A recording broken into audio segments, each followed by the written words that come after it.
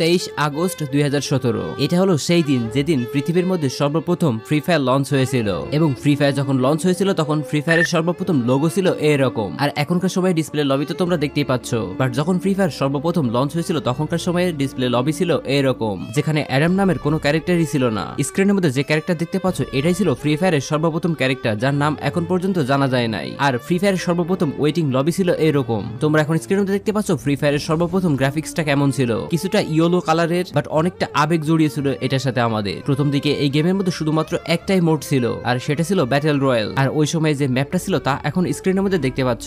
ম্যাচের মধ্যে 20 জন নামতো, তাই ম্যাপও ছিল খুবই ছোট, আর প্লেন থেকে নামার স্টাইলটা ছিল অনেকটা এরকম। এটা ছিল 2017 সালের ফ্রি ফায়ার। সাল 2018 যখন এই ফ্রি ফায়ার আমাদের মাঝে কেবলমাত্র জনপ্রিয় হয়ে উঠেছে, সারা পৃথিবী জুড়ে এক নাগারে ডাউনলোড হতে শুরু করলো এই ফ্রি ফায়ারটা। আস্তে আস্তে জনপ্রিয়তা ছড়িয়ে পড়লো। তারপর ফ্রি ফায়ার আস্তে আস্তে গ্রাফিক্সের দিকে মনোযোগ দিল, লবিটাও বেশ উন্নত করলো আগের তুলনায়। প্লেন সহ ম্যাপেরও বেশ কিছু পরিবর্তন দেখতে পেলাম, এমনকি ল্যান্ডিং স্টাইলেরও আসলো পরিবর্তন। সাথে সাথে আমরা গেম প্লে আর গ্রাফিক্সেরও বেশ কিছু উন্নতি দেখলাম। 2018 সালে বড় হলো ম্যাপের জায়গা, অ্যাড করা হলো নতুন নতুন লোকেশন। মার্চ 2018 যখন এই ফ্রি ফায়ারটা আরো বেশি জনপ্রিয় হয়ে উঠলো এবং গারিনা নিজেও চিন্তা করলো ফ্রি ফায়ারটাকে আরো বেশি ডেভেলপ করা দরকার। তারপর 14 মার্চ আমাদের গেমের মধ্যে অ্যাড করা হলো স্যান্টোসা নামক এই জায়গাটি। ধীরে ধীরে জনপ্রিয় হয়ে উঠলো এই জায়গাটিও। 21 মার্চ যেদিন আমাদের গেমের মধ্যে নিকিতা ক্যারেক্টারটি অ্যাড করা হলো। মেয়ে ক্যারেক্টার আমাদের গেমের মধ্যে আসায় খুবই দ্রুত এই ক্যারেক্টারটিও জনপ্রিয় হয়ে উঠলো। এরপরে ধীরে ধীরে নতুন নতুন আরো বেশ কয়েকটি ক্যারেক্টার আমাদের গেমের মধ্যে আসতে শুরু করলো, যে সময়ে ক্যারেক্টারগুলো লবির মধ্যে দাঁড়িয়ে থাকতো আর বিভিন্ন অঙ্গভঙ্গি করতো,